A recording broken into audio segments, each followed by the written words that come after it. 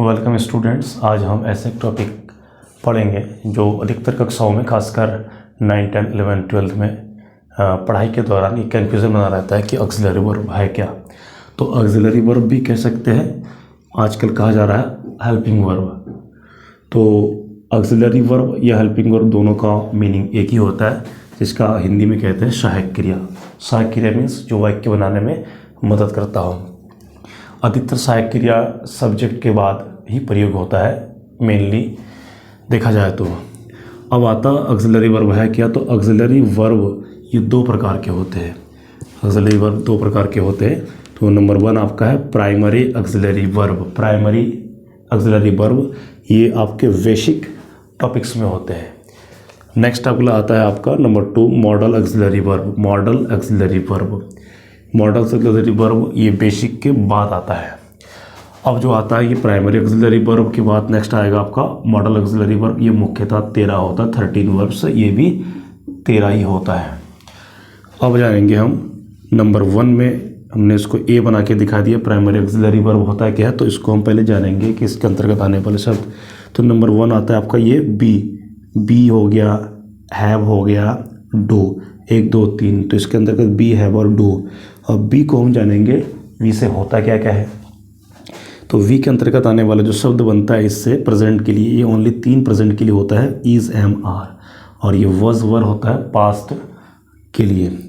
अब आता नेक्स्ट होता है हैव। हैव शब्द का जो प्रयोग है, इनको हमने यहाँ हैज़, हैव और हैड। तो हैज़ और हैव ये दोनों प्रेजेंट के लिए और ये पास्ट के लिए, जैसे कि हमने ऐसे पढ़ा था, ये प्रेजेंट और ये पास्ट। अगला आता है आपका डू। डू के अंतर्गत डू और डज ये प्रेजेंट टेंस में यूज़ होता है और डीड ये पास्ट टेंस में।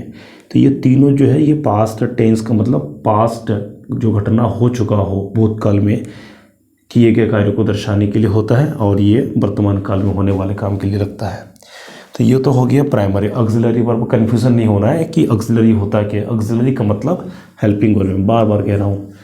तो ऑक्सिलरी का मतलब होता है हेल्पिंग वर्ब। ऑक्सिलरी वर्ड ये शब्द पहले बहुत यूज़ होते थे, आजकल मॉडर्न यूज़ में हेल्पिंग वर्ब कहते हैं।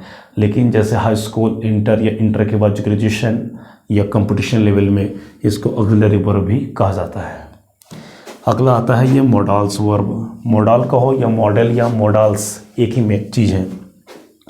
मॉडल ऑक्सिलरी वर्ब्स इसके अंतर्गत आने वाले ये सारे शब्द हैं can, could, may, might, shall, should, will, would, must, ought to, use to, need और डेयर। ये टोटल आपके 13 शब्द है। 1 2 3 4 5 6 7 8 9 10 11 12 13 मॉडल्स है। बट इसमें क्या होगा, यूज्ड टू, डेयर और नीड, ये जो 3 है, ये 1 2 3, ये 3 जो है इसको हम सेमी मॉडल्स भी कहते हैं। सेमी मॉडल्स का मतलब होता है आधा मॉडल्स। आधा का मतलब क्या होगा इसमें ऐसा होता है कि इसमें यूज़, डेयर, नीड ये आधा वर्ब है, आधा मॉडल्स है। इसको हम सिंपल ट्रिक में समझेंगे तो ये होगा आधा वर्ब आधा मॉडल्स।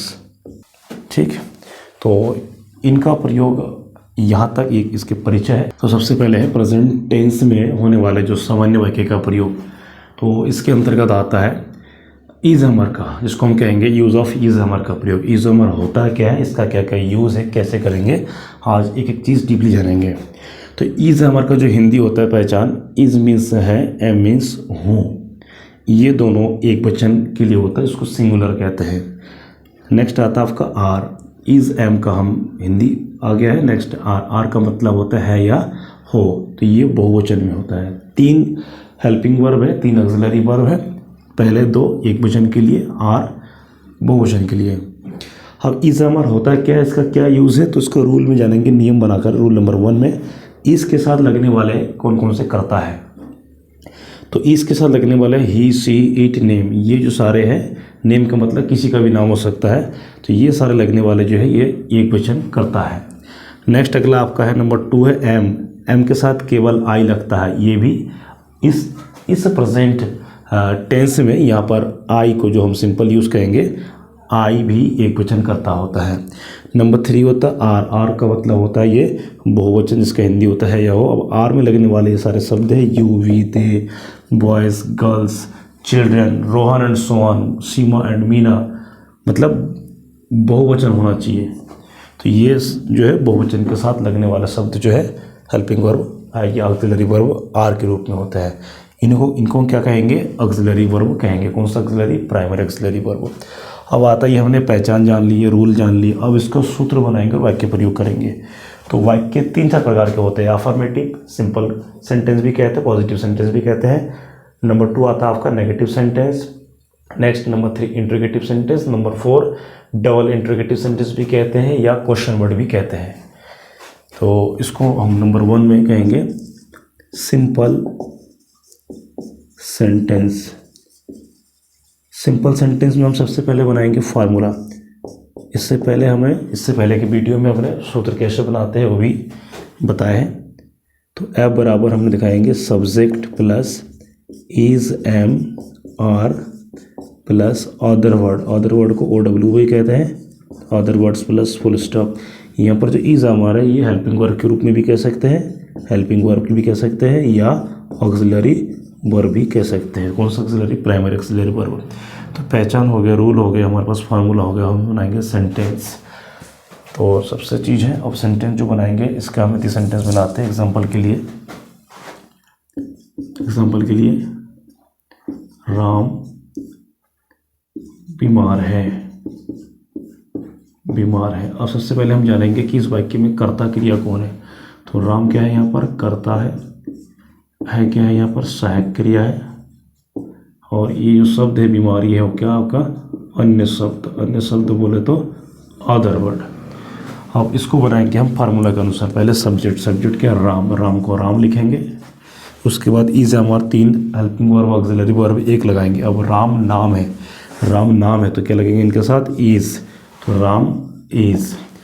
तो सब्जेक्ट लग चुका है, हेल्पिंग वर्ब लग चुका है। नेक्स्ट आता है आपका अदर वर्ड क्या है? बीमार को अंग्रेजी बोलेंगे इल। तो ये आपका कंप्लीट सेंटेंस बन चुका है। सब्जेक्ट ऑक्सिलरी वर्ब ये हेल्पिंग वर्ब। नंबर 3 आपका ओ डब्ल्यू मतलब अन्य शब्द।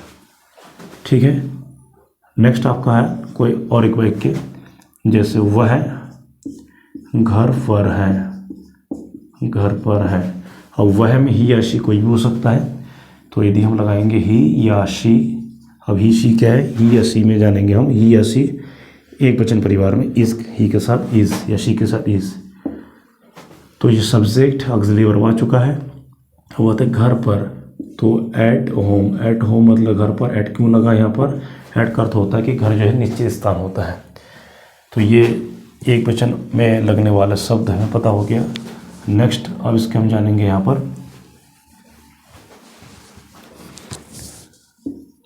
अगला वाक्य है मैं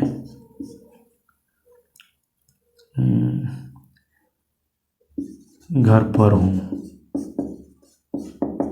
इसको ही बना देंगे। और मैं का अंग्रेजी क्या है? आई के साथ क्या लगेगा यहाँ पर? एम।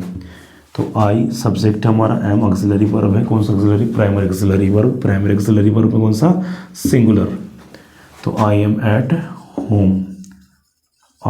होम। ये हो गया एक वचन वाले। नेक्स्ट अगला आता है बहुवचन वाले वाक्य। तुम कमज़ोर हो। अब तुम का अंग्रेजी क्या है? यू के साथ क्या लगेगा? आर। तो यू आर मीन्स तुम हो क्या हो? कमज़ोर क्या हमारा अदर वर्ड्स है जिसको कहेंगे वीक। You are weak. एक वचन के लिए आपका हो गया इज और एम, और बहुवचन के लिए क्या लग रहा है? आर। नेक्स्ट आपका सेंटेंस आता है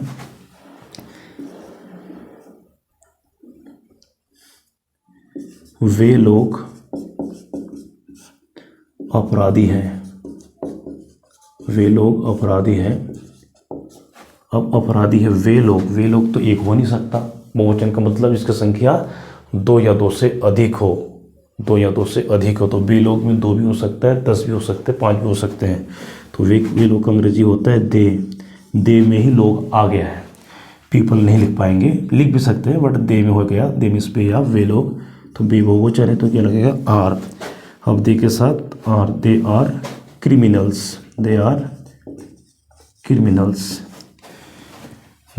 क्रिमिनल्स। तो ये हो गया अफर्मेटिव यूज़। अब यही सेंटेंस जब हम नेगेटिव करेंगे तो इसमें लग जाएगा नॉट फार्मूला में।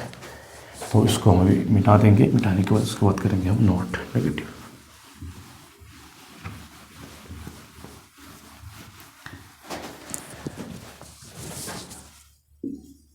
नेगेटिव सेंटेंस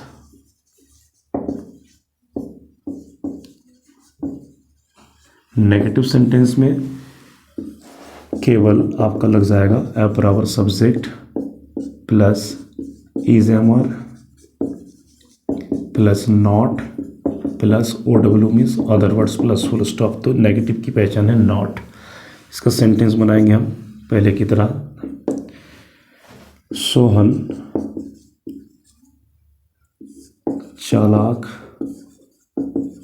नहीं है। सोहन सब्जेक्ट हमारा आ गया सोहन। सोहन नाम है तो क्या लगेगा इज। अब फार्मूला से क्या लेंगे नॉट नहीं।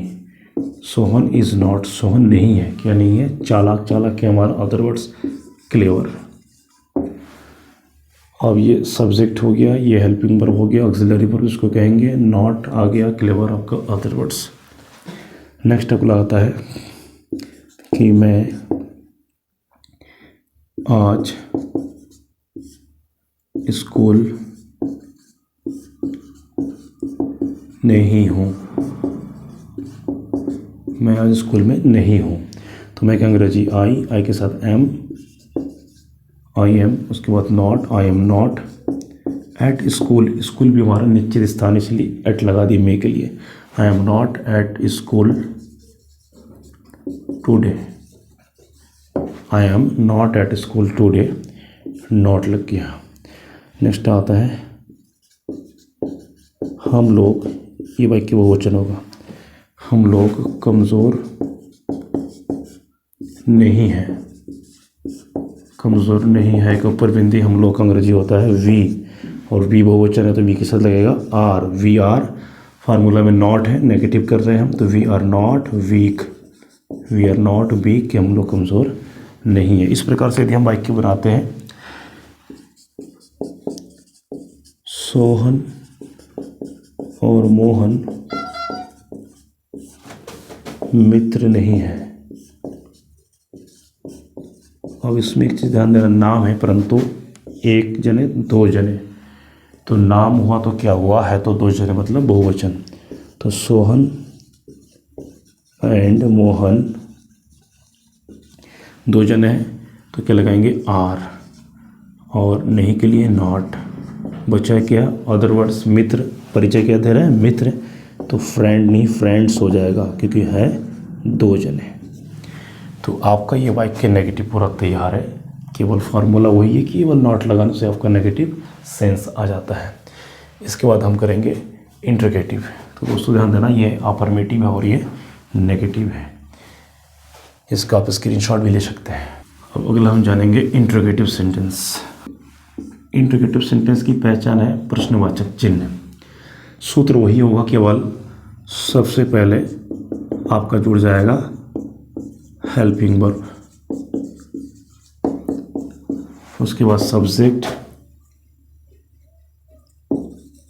उसके बाद अदर वर्ड्स, उसके बाद क्वेश्चन मार्क। यहाँ पर क्वेश्चन मार्क आ रहा फुल स्टॉप स्थान पर। सेम सेंटेंस वही होगा। इसके शुरू में क्या होगा कि इज हमारा पहले लगता है, जिसके लिए अंत में लगता है क्वेश्चन मार्क, और इसके जो हिंदी होते हैं क्या शब्द है। इसके प्रत्येक के वाक्य के शुरू में, बीच में नहीं, शुरू में क्या लगेगा और क्या होगा हेल्पिंग वर्ब पहले लगाने से पहले।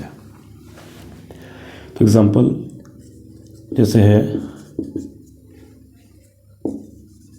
क्या अध्यापक महोदय व्यस्त हैं। इसका अर्थ है कि हम पूछ रहे हैं। इंट्रोगेटिव का मतलब होता है प्रश्न करना, इंट्रोगेट प्रश्न करना, पूछना। कि अध्यापक महोदय व्यस्त है। अध्यापक महोदय है कितना, एक जने, तो यहाँ लगाएंगे इज, एक वचन इज। तो इज द टीचर, और द लगाएंगे आर्टिकल, क्योंकि अध्यापक महोदय या सम्मानित व्यक्ति सम्मानित पदों के लिए द का प्रयोग करते हैं। इज द टीचर, इज क्या अध्यापक है, क्या अध्यापक है, क्या है, द लगाने से महोदय भी अर्थ हो जाता है। तो इज द टीचर क्या दिखा रहा, व्यस्त, at busy, at busy question mark, at लिख भी सकता है, नहीं भी लिख सकता है। एट लगाने से क्या, वो उस कार्य पर व्यस्त है, कार्य जारी दर्शाना होता है।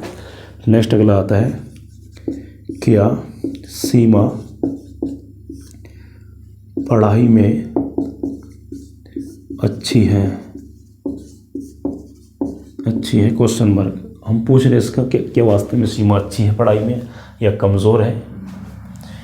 तो सीमा नाम है, तो इज़ सीमा गुड पढ़ाई में, मतलब पढ़ाई पर, एट स्टडीज़, एट स्टडीज़ भी होता है, या इन स्टडी क्वेश्चन मार्क। तो इनसे ज़्यादा अच्छा माना जाएगा एट में। तो क्या सीमा पढ़ाई में अच्छी है या पढ़ाई में अच्छी है। तो इस सीमा गुड एट स्टडीज़ या गुड इन स्टडी या गुड एट स्टडी या स्टडीज़ भी कह सकते हैं।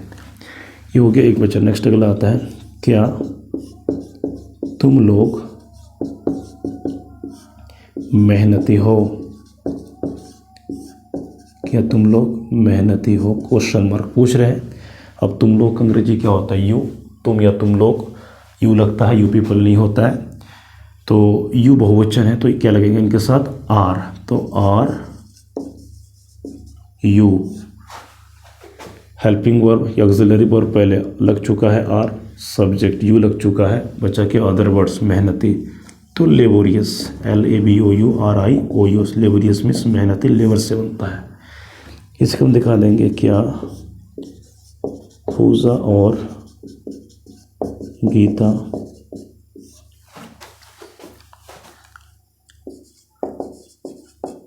बीमार हैं क्वेश्चन मार्क। तो इसमें दो जने हो गए, तो लगेंगे आर, पूजा एंड गीता बीमार का अंग्रेजी होता है इल क्वेश्चन मार्क। ये हो गया आपका इंटरोगेटिव सेंटेंस। तो इसका सूत्र वही है, केवल बीच में सब्जेक्ट आ जाता है, अंत में प्रश्नवाचक चिन्ह और शुरू में आपका हो गया हेल्पिंग वर्ब लगना पहले। तो ये ऑक्सिलरी वर्ब, इसको हम हेल्पिंग वर्ब भी कहते हैं। इसके प्रेजेंट टेंस में जो सामान्य वाक्य होता है, इसमें देखिए जितने भी वाक्य हुआ, किसी में कहीं पर वर्ब नहीं। वर्ब मीन्स जैसे गोइंग, कमिंग, रीडिंग, कहीं पे इस टाइप के जो भी first form, second form, third form verb का यूज़ नहीं हुआ है।